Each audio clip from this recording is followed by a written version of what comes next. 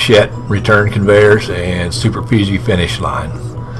The touchpad here controls the Doucet return conveyor, which loads the superficie sander.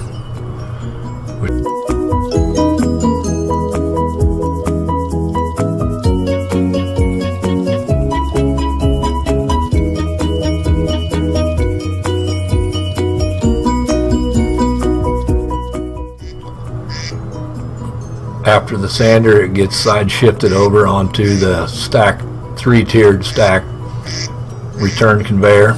It'll load one stack or one conveyor full and then move to the next one, and so on and so forth. Once the conveyors, all three, are full, it will start pulling off of the first conveyor and offload back through. They were built for drying time, but we use it for inventory. And once the conveyor is all full, you go to the other end and it offloads and returns back to the superficie sander.